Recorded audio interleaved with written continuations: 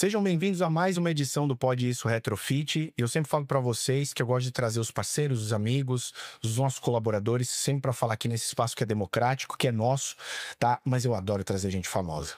Vocês não têm noção, né? E aí muito mais quando é minha amiga de muito tempo. Já conto para vocês, já conto direto. Tatiana Jorge, maravilhosa, mas antes dela falar e adentrar sobre os assuntos que trataremos agora, vocês têm noção do currículo. Me perdoem aqui, mas é muito extenso. Isso que está compilado, hein? Tatiana Jorge é jornalista, graduada também em Publicidade e Propaganda, CEO do Lead Mulher, Litoral Paulista e atual diretora de imagem pública do Rotary Santos. Tatiana tem MBA em Comércio Exterior e Relações Internacionais, pós-graduada em Influência Digital e pós-graduanda em Neurociência e Comportamento. Tema importantíssimo, viu? Além de especializações em Economia, Marketing e Telejornalismo. Ela também é autora do livro Nos Abismos da Esperança, que escreveu com outros 2 voluntários sobre uma missão humanitária na Nigéria, onde esteve fazendo uma série especial de reportagens para a TV Tribuna. E, aliás, toda a renda do livro, ela pontua isso, foi destinada à construção de um parque infantil e de um campo de futebol para crianças refugiadas na Uganda. Nos 15 anos que passou na emissora afiliada à Globo, cobriu ainda missões humanitárias no Senegal e Haiti, gravou um programa na Índia durante o intercâmbio profissional realizado pelo Rotary, seu primeiro contato com a família rotariana. Ela ainda trabalhou nas filiais internacionais da Globo em Londres e Nova York. Além disso, foi repórter, também apresentadora de 2 telejornais na TV Tribuna. Ufa! Tatiana Jorge, minha amiga, muito obrigado, viu? Pela sua generosidade de ter aceito o nosso convite. Faltou falar que eu vivi algumas vidas, então eu tenho 150 anos. É bem por aí, né? Obrigada, Dauna. É um prazer estar aqui com você e com o Giancarlo também. É um prazer revê-lo, na verdade, e conhecê-lo. Ai, comigo é esse, meu sócio amigo, o Giancarlo tá sempre aqui nos comentários com a gente. E aí, rapidamente, assim, eu acho que as pessoas precisam conhecer essa transição de carreira, né? Como é que pode você poder falar pra gente do jornalismo e da publicidade, para as pessoas entenderem? Digamos que eu sou uma pessoa que gosta muito de desafios, e isso desde os primórdios da minha existência. Então, só para vocês entenderem, eu sou formada em publicidade e trabalhava numa agência de publicidade, CLT, tudo bonitinho lá como mídia. E eu vi uma oportunidade de ser estagiária como jornalista. Eu já estava fazendo a faculdade de jornalismo, inclusive com você, Dauna. E aí eu pedi demissão. Então, foi a primeira vez que eu mudei tudo na minha vida e resolvi seguir aquilo que eu gostava de fazer. Depois, a mesma coisa, surgiu uma oportunidade para apresentar e fechar o jornal em Campinas, larguei o que fazia aqui em Santos, fui para lá. Depois de 1 ano e meio, uma oportunidade de vir para Santos, já para a TV Tribuna, para a afiliada da Globo, para trabalhar cobrindo férias. Larguei lá tudo certinho para vir para cá também para essa oportunidade. E isso foi se repetindo algumas vezes ao longo da minha existência. Eu acho pela vontade de ser uma pessoa melhor, de viver coisas diferentes e de acreditar que sim, é possível e que eu não preciso ser a mesma pessoa até o fim da minha vida. Nenhum de nós precisa. Você passou pra gente que fez algumas viagens humanitárias, muito pela África, né? Cara, muita curiosidade para saber um pouco mais sobre isso, como foi. Eu lembro quando você viajou, eu acompanhei, né? Isso seja na TV ou até muito no conteúdo da internet. Muito bonito, inclusive, tudo muito bonito. E aí tenho curiosidade, como foi a experiência? Os meus amigos falam que eu gosto de passar perrengue. Eu gosto de luxo também, gente, mas eu passo perrengue com facilidade. A primeira vez que eu fui para a Nigéria, eu conheci, na Ação do Coração, conheci o Dani, que é do Viver em Santos, virou um grande amigo, e ele me falou desse projeto social. Ele veio 1 ano convencendo Marcelo Quintela para poder ir nessa missão humanitária. Por quê? As mulheres brancas eram sequestradas, estupradas e devolvidas mediante pagamento. Época de Boko Haram, de Ebola. E lá fui eu, com um grupo só de homens, a única mulher, era um orfanato na Nigéria, mas imagina o Acre da Nigéria. Sabe um lugar onde ninguém vai? Eket. Ninguém vai. A gente dormia no chão, com calango, com fossa, fugi de cara com facão. Fugimos, né? Eu e o grupo. Tentando salvar aquelas crianças que eram bruxificadas. Então, elas eram consideradas bruxas muitas vezes porque eram imperativas, porque tinham pesadelos, porque eram dinâmicas demais. E dentro da cultura, elas eram assassinadas ou mandadas embora da comunidade porque davam azar. era uma questão religiosa, tá? E aí criou-se esse orfanato. Então, passamos por várias experiências bem fortes. E quando eu voltei, fiquei 15 dias na primeira vez, voltei 6 quilos mais magra. E quando não conseguia conversar com as pessoas, nem eu, nem as pessoas que foram comigo. Eu lembro que o Marcelo Quintela estava com a esposa, bateu o carro, ele saiu do carro e falou: desculpa, eu estava na Nigéria. A gente não conseguia concatenar as ideias. É tão forte, que voltar para a realidade é muito difícil. Eu não conseguia conversar.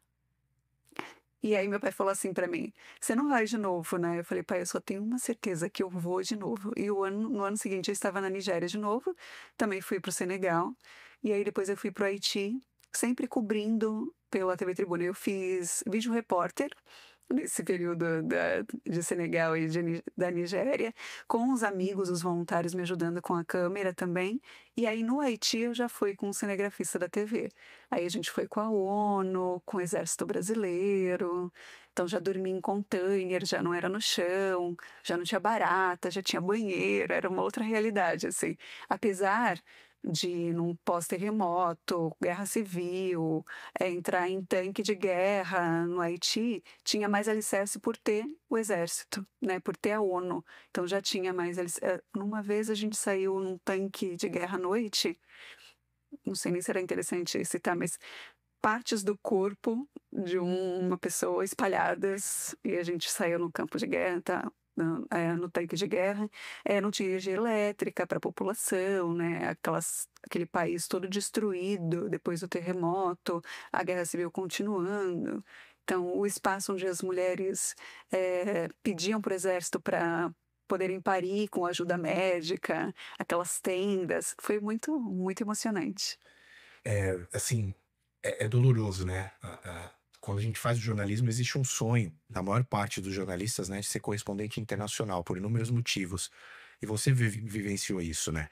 Lógico que isso é com muita dor. Você conta sempre com muito carinho, deixar claro que eu acho isso muito interessante, mas eu imagino as cenas e estar. Você citou que para vocês voltarem depois de todo esse cenário, eu imagino a dor. Isso que foram só 15 dias, ou 20, ou um mês, que seja um mês, 40 dias. Eu imagino quem fica um ano, de repente, tratando disso. Eu fui sempre imaginando isso. É muito forte. E tem uma música que diz que quando você aprende a voar é muito chato caminhar. O que acontece quando você tem essas experiências tão fortes? Você não volta mesmo a pessoa. Não volta. E aí as pessoas que ficaram aqui e que tiveram aqueles 15 dias, um mês, 45 dias de vida normal, não mudaram. Só que você mudou drasticamente. Então é muito curioso esse processo. É muito curioso. Não, e do relacionamento, né? Então, com a sua família, você tá num relacionamento e você volta totalmente diferente. Aquilo que era importante não é mais, porque a gente se pega nos pequenos detalhes, né?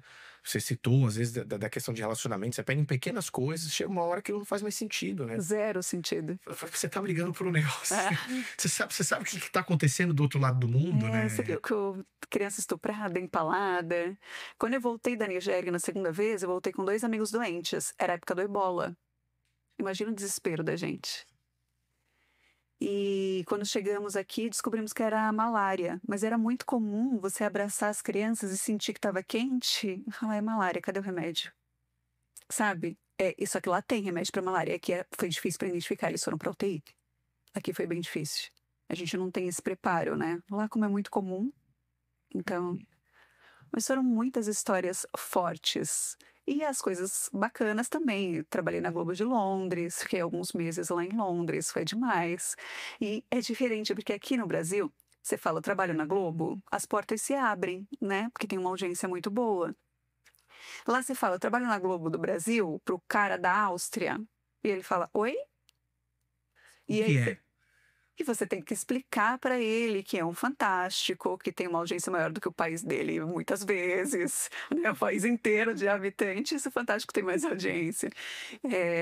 E aí convencendo, esse processo de convencimento para fazer as matérias. Então é muito bacana também. Você é tão acostumado, né? Porque a Globo tem um alcance mundial, Sim, assim, sim. na verdade é uma das principais ainda, independente das Sim. mudanças que nós tivemos com as TVs hoje, né? A gente faz esse comparativo sempre com o futebol. Olha como dimensionou, né? Você tem diversos programas hoje, Cazé TV, a YouTube, tá sabe, abraçando um cenário que a gente quer algo inimaginável, mas a Globo ainda não tem. A gente sempre conversou sobre isso e a gente fala o tamanho da Globo, mundialmente conhecida, é uma das maiores operadoras, né? Uma das maiores concessionárias, né, do meio da comunicação, uma das mais importantes. E quem é da comunicação conhece. Então, por exemplo, em Londres, você tem um prédio só de emissoras de TV. No mesmo andar da Globo, tem uma emissora alemã e outra chinesa. Mas é o prédio inteiro. E a agência de notícias fica em cima, no prédio. Então, o pessoal conhece e sabe o peso que tem a Globo. Mas nos países.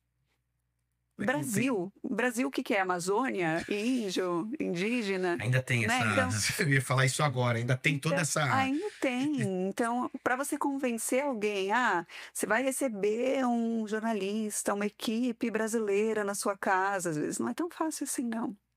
Sim, teve Inglês ainda, né? Por telefone. Nossa, eu ia falar isso agora.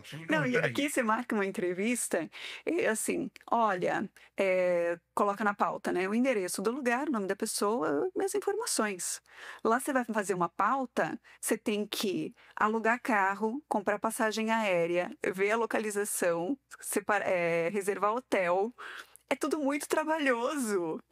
É de uma cidade para outra, e GPS, e é tudo muito trabalhoso para você fazer uma matéria internacional. Não é tão rápido. E a equipe é curta, né? Geralmente não tem uma Sim. equipe grande assim Não, lá. são. Você é o cinegrafista. Mas tá melhor do que aqui, né? Porque hoje a tendência é você Verdade. fazer com o repórter, é cinegrafista, é produtor, é muitas vezes editor, ele faz tudo sozinho e entrega o material, né? Quantas vezes você vê um link hoje que é só o celular e o repórter tá fazendo sozinho, né? Há bastante tempo, nosso colega, amigo e colega de turma, que é especialista, doutor em comunicação, José Gabriel, ele vinha falando sobre isso há um tempo, né? Falou isso aqui na bancada, esteve aqui presente com a gente. Ele falou, cara, essa mudança, ela é comum, infelizmente, né? Do mundo da visão acadêmica e da ciência, isso é comum acontecer, mas mas é surreal, né? Que antes a gente tinha, né, uma série de operadores dentro daquele cenário, daquele projeto, e agora você não tem, é no celular Não, e... quando eu entrei na TV, tinha assistente, motorista, o cinegrafista e o repórter. E cada vez que vai diminuindo, você vai perdendo a qualidade. É natural, né? É normal. Faz bastante diferença. Mas eu já fiz um curso de vídeo repórter e eu nunca gostei. Eu ainda acho que é ruim. Apesar de ser a realidade, tá tudo bem. Quando eu estava na faculdade, quando a gente estava na faculdade, eu fiz em São Paulo um curso de vídeo repórter. Olha, isso eu não conhecia. Faz muito tempo mesmo.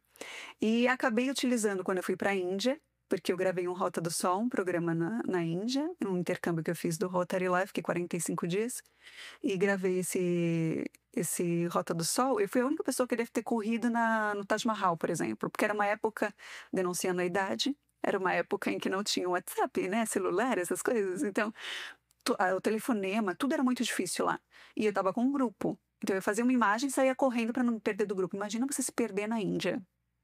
Um dos países mais caóticos do mundo, que eu amei de paixão, mas um dos mais caóticos. Então não tem como, não dá para você pegar o celular e falar, olha, eu estou por aqui, estou te mandando a localização, não tinha isso, né? Então era muito complicado. E também quando eu fui para a Nigéria e para o Senegal, eu gravei sempre com a ajuda de alguém, pedindo ajuda de alguém. E hoje o vídeo repórter também pede ajuda.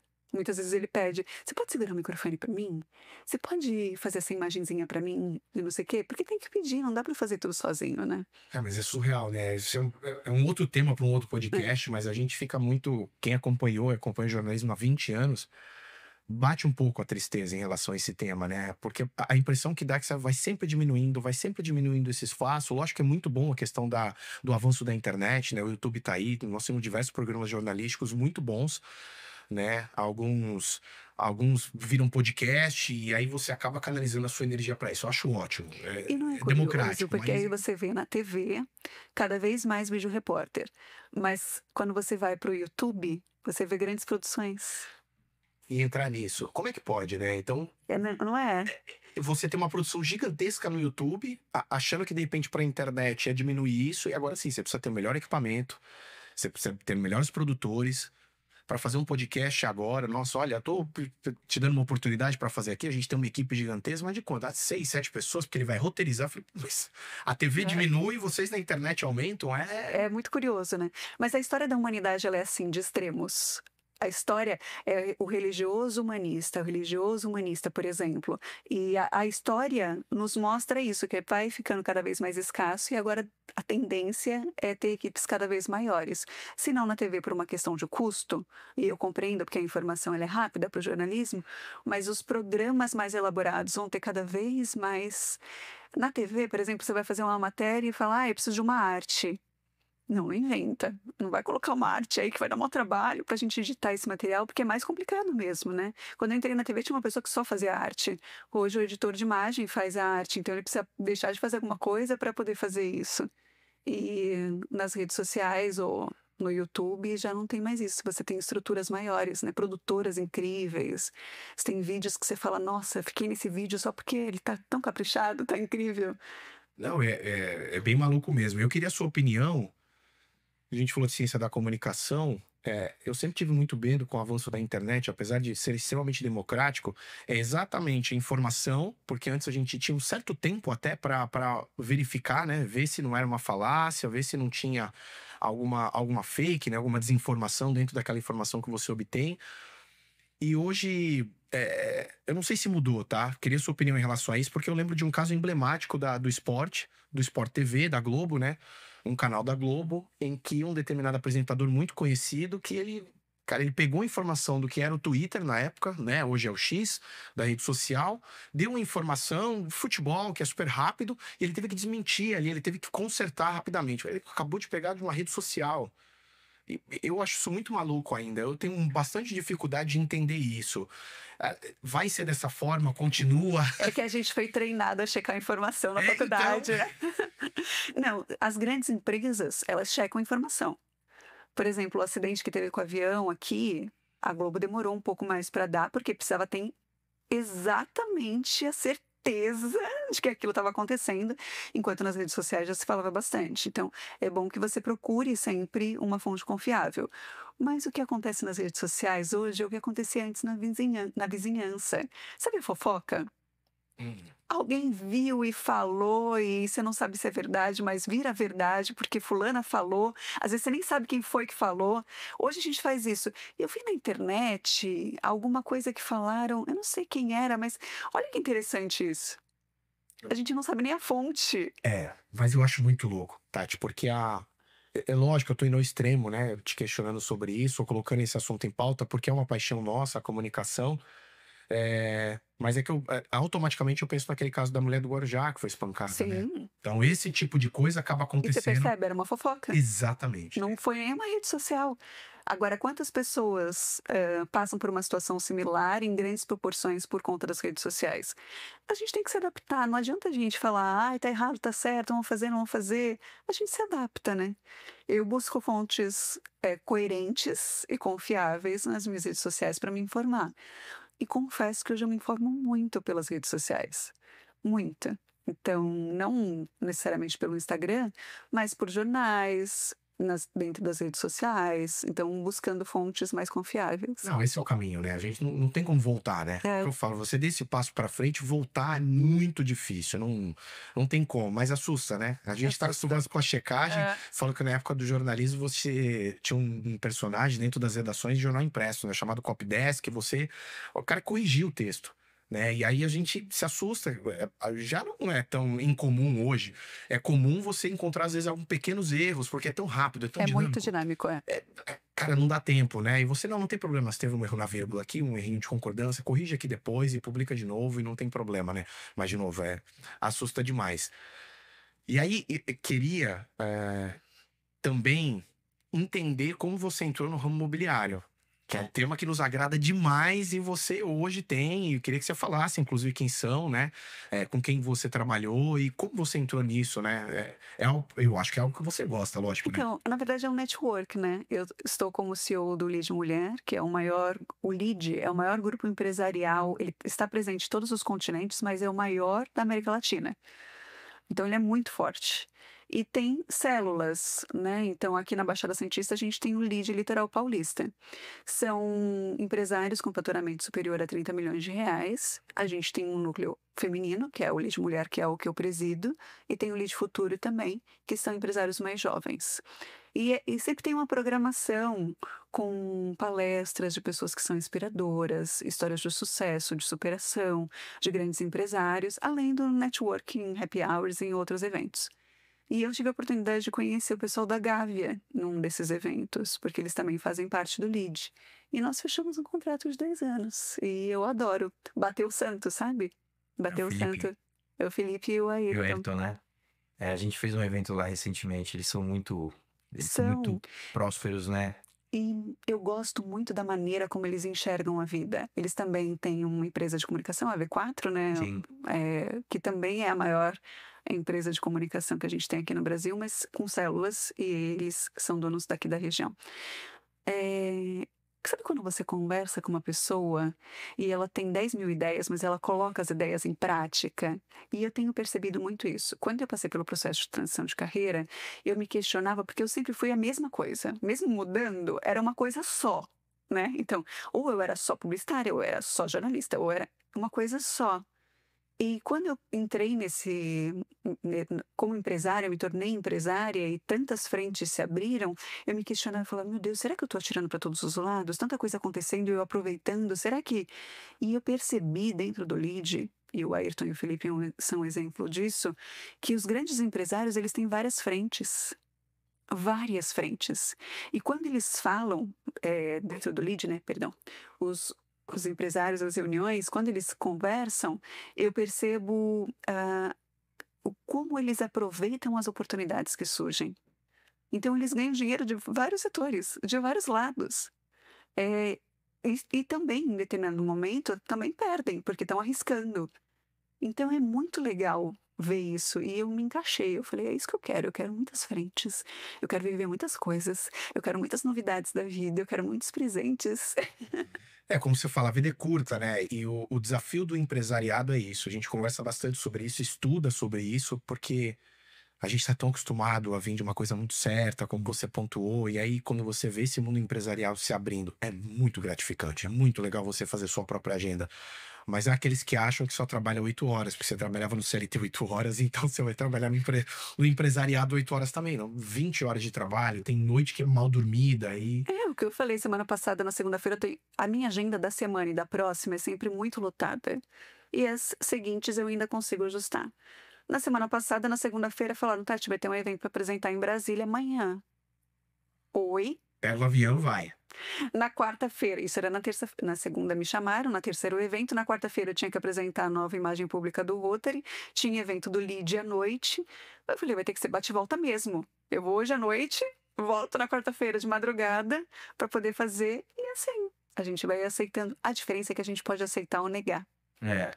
E dentro do CLT, que tem suas vantagens também, eu sou muito grata por tudo que eu vivi naquele período, você só vai e obedece. E como empresário eu consigo decidir com quem eu quero trabalhar, como eu quero trabalhar, se eu quero trabalhar. Entendeu? É diferente. Mas você acha, por exemplo, também que, pelo menos na minha cabeça, funciona assim. Quando a gente, por exemplo, que nem você, que as pessoas hoje elas querem a sua imagem, né? Tudo isso foi plantado ao longo de tempo, então tudo que você tem feito no Instagram, forma orgânica, a sua comunicação, as suas interações. Então hoje a pessoa contrata você. Na televisão, é a televisão que vai lá pra cobertura, né? Então é lógico, pô, a Tati é especial, manda ela vai fazer uma apresentação super diferente lá. Mas no final, foi a televisão que foi convidada.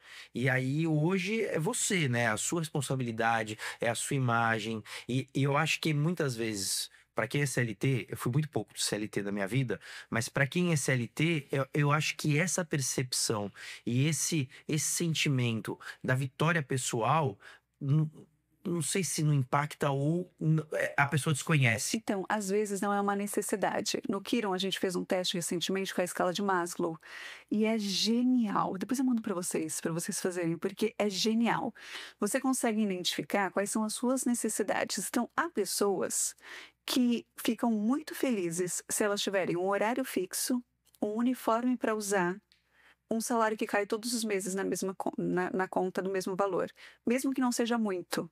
seja o suficiente. Tem gente que fica muito feliz com isso. Tem outras pessoas, no extremo, que precisam da autorrealização, precisam de desafio. Não querem nem saber se vai ganhar bem ou mal, mas precisa ter o desafio para conseguir chegar lá.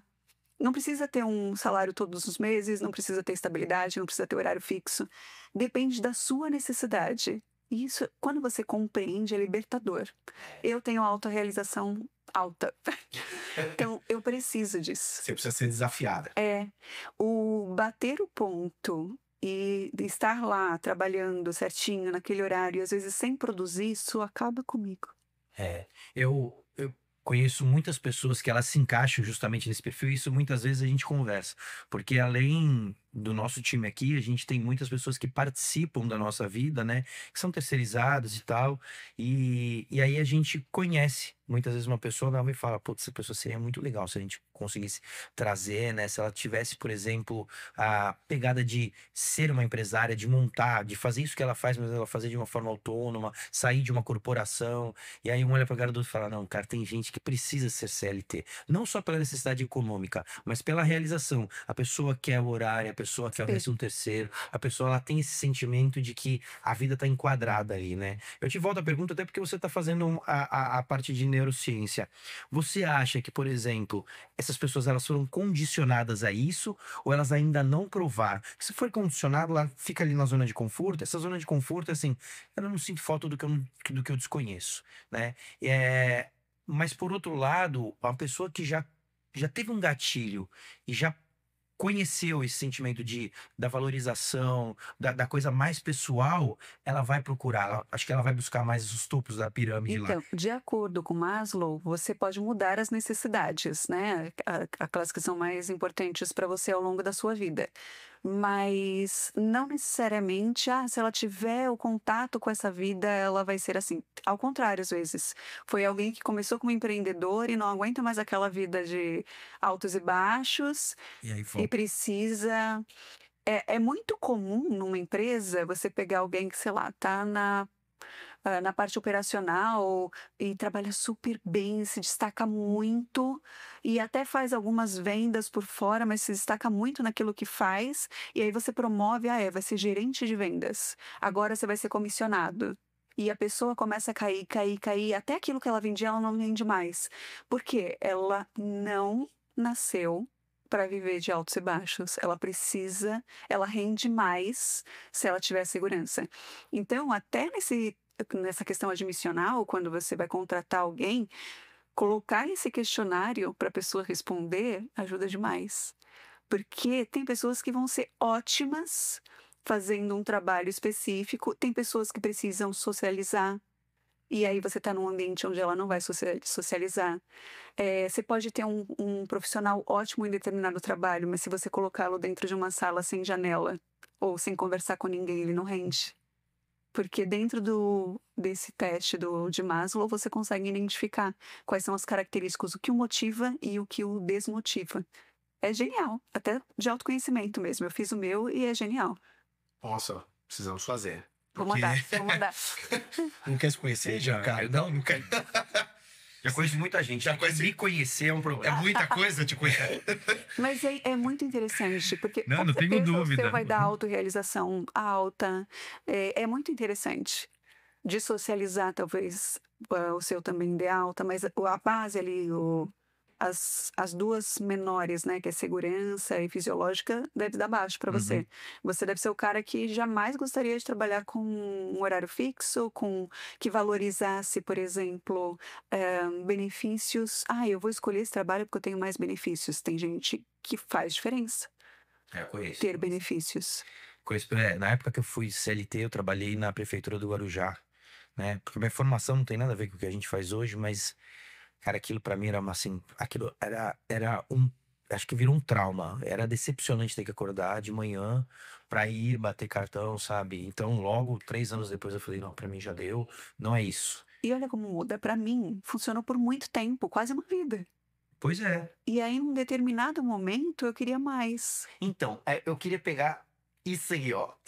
Porque a gente já conversou. Hoje você consegue fazer uma analogia de tudo que você estudou de neurociência, de autoconhecimento que você tem, Porque, pô, tem uma hora que você vai falar assim, cara, beleza, tá na hora de eu pedir demissão. Tá na hora de eu largar isso aqui tudo. Você consegue identificar, por exemplo, se teve um gatilho necessário ou se foi um copo que veio sendo preenchido e em algum momento derramou? Você consegue identificar assim? Porque eu consigo identificar o momento que eu falei, chega, eu não quero mais, tá? Agora, você consegue ali? Então, eu Porque, sou pô, mais tomada de medrosa. decisão. Eu sou mais medrosa. Então, todas as mudanças que eu fiz na vida foi porque surgiram outras oportunidades. Alguma coisa deu uma forcinha, Aí então era um pé no pier, outro no barco ali. entendeu? Quando eu saí da agência de publicidade, surgiu o estágio, era de graça, era um estágio de graça em jornalismo, mas surgiu. Eu não saí por simplesmente sair. Quando eu fui para Campinas, quando eu vim para cá, surgiu alguma coisa. E aí eu aproveitei. Mas eu sou um pouquinho medrosa. É, você carregou bastante essa decisão, então. Sim, Você já sabia que ali já não estava eu mais em percebi. 100% entregue à Tati, mas... Eu comecei a perceber quando, por exemplo, eu ficava tão cansada, que eu ia para uma festa, eu tinha uma crise de choro antes da festa. Eu não queria ir, eu não queria conversar com as pessoas. Eu trabalhava o tempo todo com a TV do lado, né? Várias TVs, e era bem do lado. E acabava ficando um pouco alto, porque eu estava bem do lado da TV, mas a galera lá do final da redação tinha que escutar também. Então ficava um pouco alto aquilo. E coisas bobas, você vê? É muito bobo, né? Eu chegava em casa, eu não podia ouvir uma música, eu não ligava o som do carro, eu não ligava a TV. Só queria o silêncio. Eu só queria o silêncio. Eu só queria silêncio. Eu só queria ficar quieta, quieta no meu canto. Mesmo na TV, às vezes eu percebi em alguns momentos de que eu ia no café, por exemplo, tomar um café, e eu buscava escutar o silêncio, porque aquilo estava me consumindo. Foi ao longo dos anos, não foi de uma hora para outra, né? Enfim, a gente vai mudando. E qual foi a oportunidade que surgiu para falar, não, beleza, então...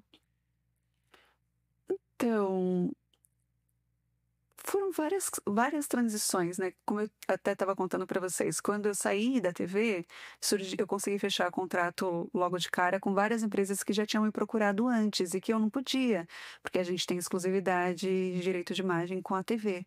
E aí as coisas foram acontecendo, foram acontecendo. No começo foi um pouquinho mais desafiante, porque tem a questão do luto. Será que eu estou fazendo a coisa certa? Né? Porque trabalhar na Globo, apresentadora do jornal que tinha mais audiência na época, as pessoas questionam se você está fazendo aquilo direito. É diferente de você estar trabalhando numa empresa, você saiu da empresa e ninguém nem sabe. Você não contou para ninguém, sabe? Ali estava todo mundo sabendo. Então foi desafiante no começo. Mas a gente tira de letra como tudo na vida, né? A figura pública, né? Você estava contando e é interessante. Como é que era a abordagem das pessoas na rua nesse período de transição, assim? Como é que era o público com você, né? Porque as pessoas estavam acostumadas a te ver na TV. E aí você era abordada muitas vezes. Muitas, ainda acontece direto, nas redes sociais mesmo, pessoal. Tem muita gente que fala que ainda vê, muita gente pedindo para voltar para a TV e muita gente perguntando por quê, né? Mas é uma escolha de vida. Logo que eu saí da TV Tribuna também, que eu sempre reitero, eu sou extremamente grata por tudo que eu vivi lá, eu só tenho boas lembranças. Me convidaram para assumir o jornalismo de uma outra emissora, para apresentar programa em outras emissoras, várias coisas, várias oportunidades. Mas eu não queria voltar para aquilo. Eu não queria voltar para aquilo que já não estava me fazendo bem. E aí foi a oportunidade de recomeçar a vida. É exatamente o que estava te desgastando, que não fazia mais sentido de certa forma, e nós entendemos. A abertura da empresa aqui, ela passa muito por isso, uma transição de carreira. Acho que os três, né? Os três sócios. tiveram. E aí nós entendemos bem, assim, é por isso que a gente gosta tanto dessa história, né? De trazer esses exemplos, esses casos de novo, esses casos de sucesso. E são histórias, né? Tem, dentro do jornalismo e dentro da vida da Tati, como ela contou, tem muita coisa interessante, drástica, como as viagens internacionais, né? Que traz uma roupagem muito legal, uma bagagem. O que eu passo, assim, a Tati tem esse rosto super... Além de bonito, que traz, logicamente, uma publicidade, que é uma figura pública, entendeu? E todo mundo te conhece hoje na região, já chegando em São Paulo, ninguém sabe por trás, né? No máximo as histórias que você conseguiu apresentar internacionais, e a Tati contando que até enfrentou chuva no show do Thiaguinho recentemente, ninguém sabe bem que ela que ela passa em algumas situações, porque ela tá sempre muito bem postada, sempre muito bem pro seu público, sempre muito gentil com as pessoas que te abordam, E então é muito engraçada. Obrigada. E buscando me divertir, né? Como, por exemplo, no Thiaguinho, o que que eu pensava na chuva? E as pessoas foram muito gentis. Elas traziam, eu recebi várias capas de chuva. Olha a capa de chuva pra você. É, As pessoas não te enxergam tomando chuva, né? Por isso que eu falei, assim, é engraçado. é incrível. Claro que quando a gente tá indo pra um lugar, não é tão bom pegar chuva, né? Mas na volta, eu tava lavando a alma. Eu tava me divertindo muito com aquilo. Foi genial. E eu acho que a Tati tem essas várias. Todos nós temos, né? Várias vertentes, várias caras. Nós nos comportamos de formas diferentes em determinados lugares. A gente tem personalidades, entre aspas, diferentes com a esposa. Por exemplo, vocês sabiam que o Downo e a esposa dançam muito forró? Eu sabia. Mas muito, muito, Sabia. muito. É ela que dança, eu já deixei isso muito claro, Ah, já tá. mostrei em vídeo já, é ela que dança. E a Tá. Tati é muito generosa, como vocês estão percebendo. Não, você também. já dançava na época. Inclusive, ele tocava, viu, numa banda de forró. É, a gente também Eles já. tinham, é. O Down não tem essas várias. Quando a gente faz evento, e a gente é uma empresa que gosta muito de evento, né? Então, grande parte dos nossos. Do nosso público em geral aqui, eles conhecem a gente até através de eventos. E todos os eventos é isso, bate muito nisso, né? E aí o Down vai dar um espetáculo hoje. Pode ser ou indo cantar ou indo dançar. Ele pode escolher. Vai depender muito do que a Carol prefere, né? Mas é genial, né? É, Tá vendo? lindo. Quantas É um pessoas balezão. que te conhecem no mundo empresarial, tirando os eventos, sabem essa sua faceta, não é? E não é tão legal isso, a gente descobrir as facetas das pessoas? Eu jamais imaginarei, para mim, você é um empresário nato. Eu nunca imaginaria se você tinha trabalhado com CLT. Se eu te falar do que eu trabalhei, tu vai acreditar menos ainda. Sério, agora me conta. Veterinária. Eu me Olha, formei em veterinária. Trabalhei no JBS, aí consegui o espaço na prefeitura e fui trabalhar em saúde pública lá no Guarujá. olha que interessante. Ninguém acredita, pô. E aí eu montei aqui, aí concomitante eu montei aqui, que era a parte de investimentos, que agora fiquei sabendo que tu foi cliente aqui do escritório, Foi. inclusive, né? E montei em 2007 e saí agora em 2023, foi, né? A transição. Aí larguei, 23 pra 24. larguei a parte de assessoria de investimento, mas a gente foi aqui uma das maiores e foi uma das primeiras da cidade. Foi bem. E não é genial isso? Porque genial. antigamente, o que que acontecia? O pai era mecânico, o filho tinha uma grande chance de ser mecânico. E o neto também, a vida inteira. Hoje não. Já em algumas gerações, a gente já pode escolher o que quer ser, que não precisa ser necessariamente o que os nossos antepassados foram. Mas agora a gente pode mudar 10 mil vezes na mesma vida. As gerações mais novas, elas mudam assim, ó, o que elas vão fazer. A gente ainda tem uma pequena resistência. Né? Né? Tem até uma curiosidade que eu não lembro onde eu vi, mas era, eu acredito que tenha sido na própria internet, de a forma que o jovem hoje ele está se relacionando com as empresas e a forma que ele está prestando serviço, criam-se novas profissões. Não existia profissão. A gamer, por exemplo, virou uma profissão por conta disso. É uma relação completamente diferente com o jovem, parte de tecnologia, entretenimento. Cara, pô, beleza. Aí alguém consegue enxergar ali, cara, o formato de trabalho, alguém consegue encontrar uma forma de remunerar, como explorar comercialmente aquilo. Pronto, profissão. São muitas profissões novas, muitas. E o jovem hoje, ele não se sujeita como a gente se sujeitava a determinadas coisas, porque, não, o trabalho enobrece. Vamos lá, vamos trabalhar, vamos fazer. Eles não se sujeitam a isso. Então, eles estão gostando? Ótimo. Não estão gostando, eles vão buscar outra coisa. A E mudança é por isso- rápida, né? Eu lembro no G1, eu gosto muito de saber o nome das pessoas. E eu não conseguia decorar o nome das pessoas. Elas entravam e saíam no G1. Todos muito jovens. Não ficavam. Não ficavam, porque buscavam outras oportunidades ou encontravam outras oportunidades. A É gente bem chegou diferente. até aqui, lembra, com o César, a gente veio um Procurador do trabalho. procurador do trabalho e a gente fez justamente essa pergunta, né? Como vai ser daqui para frente, por exemplo, essas relações de CLT? Porque para o empresário contratante, né, continuam as obrigações. Mas para o contratado, mudou a percepção da relação dele com o trabalho. Ele não quer fazer uma escala de horário. Ele é o cara que, por exemplo, quando que eu preciso entregar? Você precisa entregar segunda-feira, 10 horas da manhã. Ele pode ser que ele comece a fazer domingo à noite. Mas o empresário, ele quer aquilo pontual, né? Então a gente chegou a perguntar para ele, né? Legal até depois, se tiver um corte, né? Incrementa aí. Incrementa junto com a resposta. Mas eu ainda. Claro que algumas profissões não tem como, né? Então, vamos supor, um porteiro, não dá para ele, não é por produção, ele precisa estar presente ali naquele horário. Mas eu ainda acredito muito mais na entrega, quando possível, na entrega do serviço, sem o horário, sem bater o ponto. Então, quantas pessoas vocês conhecem que pediram demissão nesse processo porque está voltando a trabalhar presencialmente e acabando home office? Eu conheço várias. Eu também conheço. Conheço várias pessoas que pediram demissão porque está voltando o presencial e não quer home office. Então, buscou uma outra oportunidade, né? A gente compõe alguns professores, algumas personalidades também da internet, e é comum, né, os jornalistas, advogados, juízes, que tá ficando muito famoso também no mundo jurídico, juízes. E eu acho barato que alguns juízes com 15 anos de profissão e sem falar muito em números, mas o salário geralmente é muito alto, porque vai incrementando, eles simplesmente largam para dar aula. E aí tem o próprio curso online, e a gente conhece algumas personalidades assim, e a gente fala, cara, não é possível. Então acho que a internet abre esse campo, eu acho excepcional, mas com o César conversando aqui, a gente trouxe essa preocupação. Será que não vai ter uma influência negativa no mercado de trabalho? Né? A gente não começa a sentir da mesma forma, que é um assunto extremamente espinhoso, né? Com a redução das famílias, né? Que as pessoas não estão tendo filhos agora. Então, assim, será que essa redução também não pode ter uma influência no mercado, de uma certa forma? Né? E aí, preocupante com o apontamento da Tati. Tem algumas profissões que elas não acabaram, não vão acabar. Nós temos para funcionar uma comunidade, uma cidade, você precisa de diversas personalidades.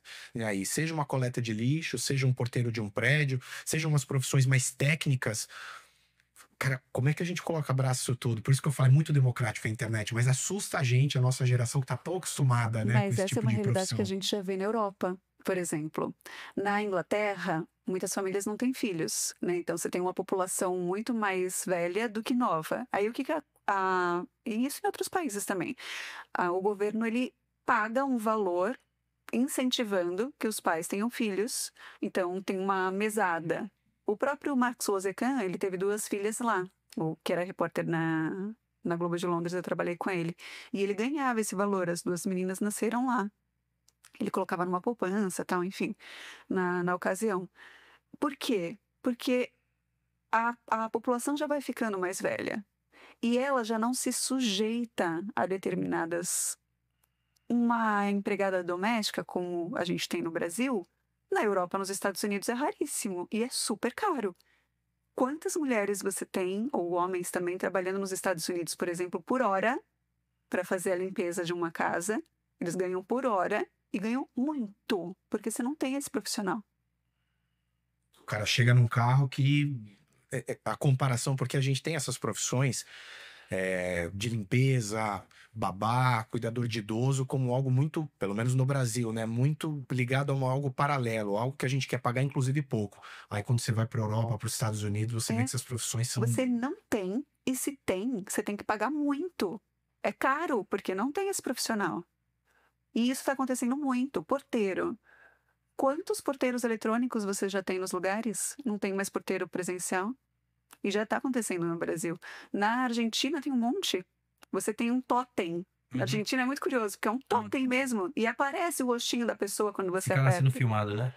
A pessoa fica lá. Aparece o rosto do porteiro, De fato. que atende 10 mil prédios. Quando você aperta, aparece o rostinho dele no totem e ele conversa com você no totem, mas ele não está ali presencial. Ele está na sede. A gente E enfrenta a gente vai isso, se adaptando, né? Sim, é isso que eu ia falar. A gente enfrenta muito isso, né? Com a Retrofit, porque a gente ainda tem uma resistência, o público que compra pelo menos um nível assim de imóveis, eles procuram essa portaria 24 Sim. horas. A gente ainda tem essa resistência da portaria eletrônica, mas eu acho também porque ainda faltam essas tecnologias. A Tati acho que pontuou bem. De repente, uma portaria eletrônica muito bem estruturada, com as caixas lá para receber toda a parte das encomendas e tudo mais, que ainda... Acho que no Brasil a gente ainda tem esse período de transição, mas nós somos resistentes, né? A gente ainda é muito resistente à mudança, então... E a nossa geração... Porque a gente também ainda tem muita mão de obra. Também tem isso. Essa é a diferença. A gente ainda tem muita mão de obra. Nesse momento também, o quanto ia impactar economicamente acabar com essas profissões, né? Será que não aumenta muito o desemprego nesse sentido? Porque a gente ainda tem muita mão de obra. A diferença é que lá não é uma mudança de que, porque é muito mais coerente. Não. É uma questão de demanda. Você tem mão de obra, você tem profissional. Você não tem mão de obra, não tem profissional. É isso. Essa discussão veio com o tarifário do Trump, que algumas pessoas questionaram, né? Os grandes críticos fizeram memes sobre isso. Falaram assim, Trump, então tá bom, já que você tá mandando todo mundo embora, ou tá fazendo as modificações dentro dos Estados Unidos, será que o próprio norte-americano vai querer trabalhar nessas profissões que hoje, por muitas vezes, são os latino-americanos, entendeu? Tem muito mexicanos, tem muito brasileiro, né? Quantos intercâmbios? Gente lá, conhecido nosso que foi para os Estados Unidos para trabalhar com uma porta aberta para trabalhar como babá e depois passou a estudar. Então é isso, acho que a gente tem não sei, será que a nossa geração enxerga isso, essa mudança tão grande como tá na Europa Mas hoje? tá muito grande, muito rápida a mudança. Tá muito rápida. Eu tava falando da Índia. Da Índia não tinha celular, gente. Até tinha celular, mas não era como a gente tem hoje, smartphone e tal. Quando eu fui pra Índia, é surreal. Quando eu comecei a fazer matéria, olha isso. Eu ia pra rua, fazia matéria, escrevia na mão. Ligava por um celular de flip que tinha na emissora, ditava para a editora. Ela escrevia no computador, ela ditava de volta, eu escrevia no papel. Eu gravava o off numa fita. Vinha um motoqueiro buscar essa fita para levar para a redação. Olha isso. Que trabalho. Hoje, eu escrevia no celular, ou o repórter escrevia no celular, mandava para mim, que era editora, eu já via ali na hora, mandava de volta, ele gravava às vezes no celular. Ou já gerava o material. É outra realidade. O que vai acontecer conosco daqui a 10 anos, a gente não tem a mínima ideia. A mínima ideia, porque é tudo muito novo. A gente não consegue nem explicar as profissões. Quantos amigos vocês têm que vocês não conseguem explicar a profissão da pessoa? Eu não consigo explicar a minha. O que eu faço aqui? Quando a gente tem que nomear aqui, é muito fácil dos outros dois sócios, o meu e do Thiago. Aí e o Jean, cara, põe o Jean como CEO aí, que eu não tenho nenhum problema com isso. Não, mas entendeu? Eu não sou isso. Não, filho, coloca aí que você é o gerente do negócio. Porque... Eu lembro da primeira vez que uma amiga falou, eu trabalho numa startup. Oi? Vende café? E é isso, gente. É muito difícil hoje a gente explicar o que as pessoas fazem. Nossa, tem uma conhecida, vou trazer ela aqui, que ela trabalha com segurança digital, exatamente para as bets agora. E eu falei, tenta me explicar o nome da sua profissão. E ela, né, com segurança digital, e é tão rápido, é tão dinâmico, daqui a pouco ela já tá saindo de lá, indo para outro. Eu não sei, me assusta, né? De novo, é a nossa geração, né? A gente tá tão acostumado com um certo ritmo, né? Mas talvez tenha um lado positivo nisso. Nós somos muito reconhecidos pelo que fazemos. E talvez nesse processo a gente passe a ser reconhecido pelo que a gente é. Não pelo que a gente faz. Porque é natural. Fala bastante disso, né? É natural, né? Quem é? Tatiana Jorge, o que você faz? Sou jornalista, influencer, empresária. E eu não preciso ser jornalista, influencer, nem empresária. Tati, o problema é que agora vamos falar de uma outra coisa que é psicoterapia e terapia. Porque o problema é descobrir quem a gente é, né? Esse é o problema. Eu quero descobrir. O Giancarlo já fizemos um convite, Giancarlo, que nós vamos fazer um mapinha que a Tati falou, tá? Vamos processar isso. É bem tranquilinho, são umas perguntinhas, mas é muito interessante. Mas eu chutaria que você tem a autorrealização bem alta e a parte social também, se relacionar. Social é um problema. Muito alta, até um problema. Muito mais do que muito qualquer outra coisa. A gente não consegue fazer uma viagem em 3 pessoas, 4, assim, a gente não consegue pegar uma mesa. Então chega lá e fecha o restaurante, entendeu? A viagem tem 15 pessoas. Não, e se não tem, passa a ter, né? No meio do caminho. No avião você vai puxando gente, daqui a pouco quando você vai ver, você precisa de uma van. Então, identificando isso e utilizando isso a seu favor é perfeito. Agora, imagina se você é um profissional que precisa trabalhar dentro de uma sala sozinho. Eu não consigo. Entende como isso? Por isso que é importante fazer esse teste na hora de uma contratação. Porque podem identificar que você é genial, de repente você é genial com números, você sabe fazer muito dinheiro, não sei o quê. Então, faz as nossas planilhas, te coloca numa sala, acabou. Você não vai conseguir render nada. Nada. Porque a questão social é muito importante para você. Muito, muito interessante. Tati, tem muito assunto. E aí, de novo, da generosidade da Tati ter aceitado o nosso convite. A gente só não vai deixar tão mais longo, porque eu quero criar uma pauta para o próximo. Então, vai ser de propósito, fiquem ligados, tá? Tati, mais uma vez, muito obrigado de novo pela sua gentileza, por ter separado um espaço aqui pra gente poder bater um papo, contar a sua história. Isso pra gente é recompensador. Obrigado, viu? Ai, foi um prazer estar aqui com vocês. Foi muito gostoso mesmo. Obrigada. Giancarlo, obrigado, meu amigo, mais uma vez. E se preparem, meu povo, aí, que daqui a pouco Tati vai estar com a gente em alguns projetos. Pode ter certeza, entendeu? Toda essa rede de network é super importante. E nosso podcast está aí para isso. E o espaço está aberto, Tati, mais uma vez para você, para que a gente possa dialogar, conversar. Tem muita coisa, queria muito falar com você sobre desinformação e fake news depois, é um tema que me agrada demais. E a gente trouxe alguns colegas e amigos seus aqui para conversar, então mais para frente eu espero tê-la aqui de novo com a gente. Então, bora. Muito obrigada. Um lindo dia para vocês e para quem está assistindo a gente também. É isso, meu povo. Pode ir no Retrofit, clica aí, fique ligados. Vai dar tanto corte isso aqui que vocês não têm noção. Tatiana Jorge, meu povo. Obrigado. Beijo no coração. Tchau.